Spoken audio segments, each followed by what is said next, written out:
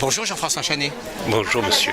Vous êtes recteur de l'Académie de Besançon, mais également recteur de la région académique. Et vous êtes présent pour cette journée de l'innovation à Dijon.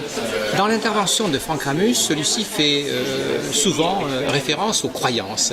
Vous êtes intervenu en parlant de laïcité. Mais comment la laïcité s'invite dans une discussion sur les neurosciences et la fondation par l'épreuve dans l'éducation?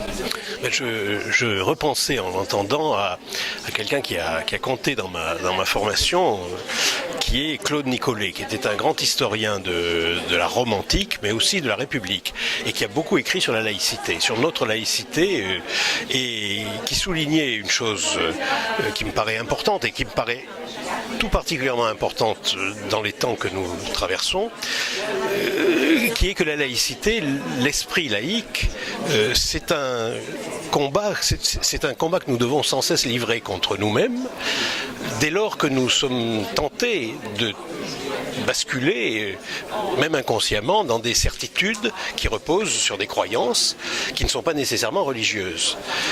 Elle s'étend, la laïcité, elle doit s'étendre à d'autres domaines que la religion stricte, ou que la religion telle qu'on la conçoit de façon étroite.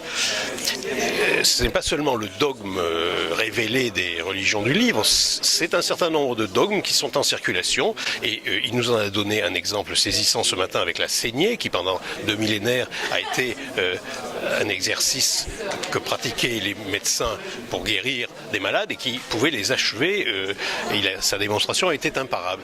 Mais dans bien des domaines, nous avons à progresser, à faire progresser l'esprit laïque de cette façon-là, en n'en faisant pas seulement une question de religion, et surtout on sait très bien qu'aujourd'hui, lorsqu'on mène ce combat, on a une religion particulière en tête. C'est aussi une manière d'attirer vers nous ceux qui éventuellement peuvent en privé être des fidèles de cette religion, pour les amener vers un esprit scientifique, rationnel, et leur faire relativiser du coup aussi la prégnance de leurs croyances dans le domaine privé. Tout ça est interconnecté. Mais alors, les combats que mènent les journalistes, que mènent les intellectuels, et en particulier les chercheurs, contre les fake news, aujourd'hui, c'est bien une actualité qui est en lien avec cela? Absolument, absolument. Et cette lutte contre les fake news, contre le complotisme, il est tout à fait normal qu'elle soit prise dans le périmètre des missions des groupes laïcités qui ont été installés dans nos académies.